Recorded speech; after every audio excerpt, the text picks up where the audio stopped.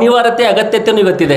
ಉದಾಹರಣೆಗಾಗಿ ನಾವು ಇಲ್ಲೇ ನಮ್ಮ ಜಿಲ್ಲೆಯಲ್ಲೇ ನೋಡ್ತಾ ಇದ್ದೀವಿ. ಇವತ್ತಿಗೂ ಅನೇಕ ನಮ್ಮ ಸರ್ಕಾರಿ ಶಾಲೆಗಳು ಮುಚ್ಚುವಂಥ ಸ್ಥಿತಿಯಲ್ಲಿದ್ದಾವೆ. ಸುಮ್ಮನೆ ಇರೋಂಥ ಶಾಲೆಗಳಿಗೆ ಕರ್ನಾಟಕ ಪಬ್ಲಿಕ್ ಶಾಲೆ ಅಂತ ಹಾಕ್ಕೊಂಡು ಈ ಥರ ಅನೇಕ ಶಾಲೆಗಳಲ್ಲಿ ಮೂಲಭೂತ ಸೌಕರ್ಯಗಳ ಕೊರತೆಯಿಂದ ನಮ್ಮ ಶಾಲೆಗಳು ಮುಚ್ತಾವೆ. ಭಾಳ ಸಲ ಈ ಮಾತನ್ನು ಅನೇಕ ಗಮನಕ್ಕೆ ತಂದರೂ ಸಹ ಇದು ರಾಜ್ಯ ಮಟ್ಟದ ಸಮಸ್ಯೆ ಯಾರು ಸಹ ಬೀದರ್ ಜಿಲ್ಲೆಯಲ್ಲಿ ಸಹ ಎಲ್ಲ ಕಡೆ ನೋಡ್ತೀವಿ.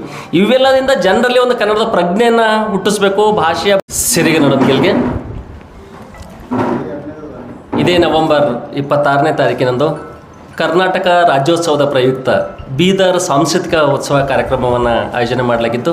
ಈ ಸಂದರ್ಭದಲ್ಲಿ ನಮ್ಮ ಕನ್ನಡ ಸಾಹಿತ್ಯ ಪರಿಷತ್ತು ಮತ್ತು ಸಮರ್ಥ ಸೇವಾ ಸಂಸ್ಥೆಯ ಗೌರವ ಸಲಹೆಗಾರರು ಪದಾಧಿಕಾರಿಗಳಿಗೆ ಮತ್ತೊಂದು ಸಲ ವೇದಿಕೆ ಎಲ್ಲ ಗಣ್ಯರಿಗೂ ನಾನು ಹೃತ್ಪೂರ್ವಕವಾದ ಸ್ವಾಗತವನ್ನು ಕೋರ್ತಾ ತಮ್ಮೆಲ್ಲರಿಗೂ ಮತ್ತೊಂದು ಸಲ ನಾನು ಪ್ರೀತಿಪೂರ್ವಕ ಸ್ವಾಗತವನ್ನು ಕೋರ್ತಾ ಇದ್ದೇನೆ. ಬಂಧುಗಳೇ, ಇಡೀ ಕರ್ನಾಟಕದಲ್ಲಿ ನಾವು ಒಂದಿಷ್ಟು ಜಿಲ್ಲೆಗಳನ್ನು ತೆಗೆದುಕೊಂಡು ನೋಡಿದಾಗ ಒಂದೊಂದು ಜಿಲ್ಲೆ ಒಂದೊಂದಕ್ಕೆ ಪ್ರಸಿದ್ಧಿಯನ್ನು ಪಡೆದಿದ್ದು ನಮ್ಗೆ ಗೊತ್ತಿದೆ.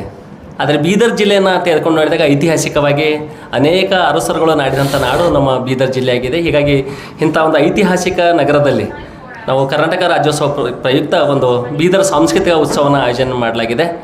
ಕಾರಣ ಇಷ್ಟೇ, ಸುಮಾರು ದಿನಗಳಿಂದ ಭಾಳ ಸಲ ನಾವು ಮೈಸೂರು ದಸರಾ ಇರ್ಬೋದು, ಹಂಪಿ ಉತ್ಸವ ಇರ್ಬೋದು, ಕಿತ್ತೂರು ಉತ್ಸವ ಇರ್ಬೋದು, ರಾಜ್ಯದ ಅನೇಕ ಜಿಲ್ಲೆಗಳಲ್ಲಿ ಅನೇಕ ಉತ್ಸವಗಳು ನಿರಂತರವಾಗಿ ನಡೀತಾ ಇರ್ತವೆ. ಆದರೆ ನಮ್ಮಲ್ಲಿ ಆ ಪರಂಪರೆ ಯಾಕೋ ಆಗ್ತಾ ಇಲ್ಲ.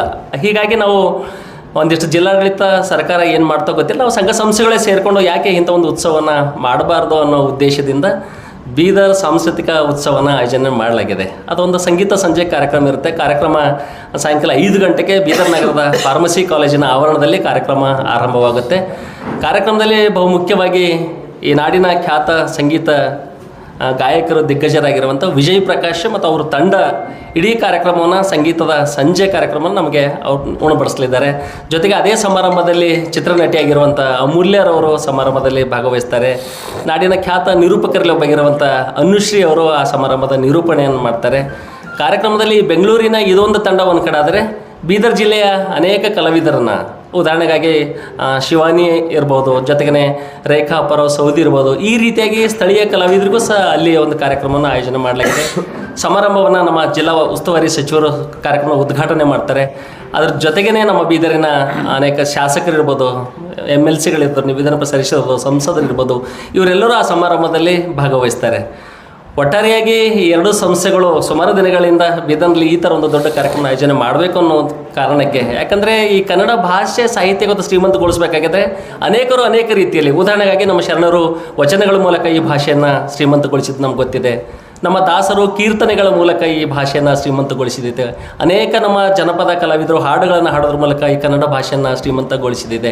ಹೀಗಾಗಿ ಈ ಥರ ಕನ್ನಡ ಭಾಷೆಯನ್ನು ಇನ್ನೂ ಹೆಚ್ಚೆಚ್ಚಿಗೆ ಜನರ ಹತ್ರ ಮುಟ್ಟಬೇಕು ಅನ್ನೋ ಉದ್ದೇಶದಿಂದ, ಯಾಕಂದರೆ ಅನಿವಾರ್ಯತೆ ಅಗತ್ಯತೆಯೂ ಇವತ್ತಿದೆ. ಉದಾಹರಣೆಗಾಗಿ ನಾವು ಇಲ್ಲೇ ನಮ್ಮ ಜಿಲ್ಲೆಯಲ್ಲೇ ನೋಡ್ತಾ ಇದ್ದೀವಿ. ಇವತ್ತಿಗೂ ಅನೇಕ ನಮ್ಮ ಸರ್ಕಾರಿ ಶಾಲೆಗಳು ಮುಚ್ಚುವಂಥ ಸ್ಥಿತಿಯಲ್ಲಿದ್ದಾವೆ. ಸುಮ್ಮನೆ ಇರೋಂಥ ಶಾಲೆಗಳಿಗೆ ಕರ್ನಾಟಕ ಪಬ್ಲಿಕ್ ಶಾಲೆ ಅಂತ ಹಾಕ್ಕೊಂಡು ಈ ಥರ ಅನೇಕ ಶಾಲೆಗಳಲ್ಲಿ ಮೂಲಭೂತ ಸೌಕರ್ಯಗಳ ಕೊರತೆಯಿಂದ ನಮ್ಮ ಶಾಲೆಗಳು ಮುಚ್ತಾವೆ. ಭಾಳ ಸಲ ಈ ಮಾತನ್ನು ಅನೇಕ ಗಮನಕ್ಕೆ ತಂದರೂ ಸಹ ಇದು ರಾಜ್ಯ ಮಟ್ಟದ ಸಮಸ್ಯೆ ಯಾರು ಸಹ ಬೀದರ್ ಜಿಲ್ಲೆಯಲ್ಲಿ ಸಹ ಎಲ್ಲ ಕಡೆ ನೋಡ್ತೀವಿ. ಇವೆಲ್ಲದಿಂದ ಜನರಲ್ಲಿ ಒಂದು ಕನ್ನಡದ ಪ್ರಜ್ಞೆಯನ್ನು ಹುಟ್ಟಿಸ್ಬೇಕು, ಭಾಷೆಯ ಬಗ್ಗೆ ಪ್ರೀತಿಯನ್ನು ಹುಟ್ಟಿಸ್ಬೇಕು.